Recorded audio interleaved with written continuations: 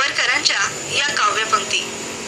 या काव्यपंक्तीतून अथांग अशा सागराची त्यांना किती ओढ लागली होती याचं प्रत्यंतर येतं.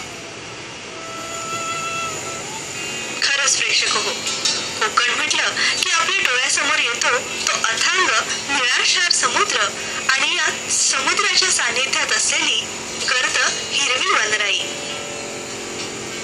या नारळी पोफळींच्या बागांमध्ये मच्छीमारीसाठी तयार असलेल्या टुमदार होड्या आणि कौलारू घरही आपल्या दृष्टीस पडतात. कित्येक लाख लोकांचा उदरनिर्वाह या सागरावर अवलंबून आहे. या सागरामधून मिळणारे विविध प्रकारचे मासे पकडून आणि या माशांवर प्रक्रिया करून दीर्घकाळ मत्स्य संपत्ती मिळावी म्हणून प्रयत्न केले जातात. सुरमई, पापलेट, कोळंबी, बांगडा, सावस, हलवा अशा अनेक जातींचे मासे कोकण किनारपट्टीवर आढळतात. गेल्या अनेक वर्षांपासून चालत आलेला हा पारंपरिक मत्स्य व्यवसाय आता काळाची गरज झालेला आहे.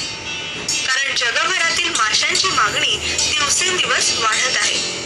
म्हणूनच आता पारंपरिक मत्स्य व्यवसायाने आधुनिक तंत्रज्ञानाची मदत घेऊन आपल्या मत्स्य व्यवसायाचा कार्यविस्तार साधला आहे. 720 किलोमीटर कोकण किनारपट्टीवर जवळजवळ 20 लाखाहून अधिक कुटुंब मत्स्य व्यवसायावर अवलंबून आहेत. अथांग समुद्र किनारा हे कोकणचं वैभव. या विशाल सागराच्या पोटात अनेक मासे, शंख, शिंपले, समुद्र साप, महाकाय प्राणी आढळतात. म्हणूनच या मासेमारी व्यवसायामुळे कोकणाची ओळख देशा परदेशात पोहोचली आहे.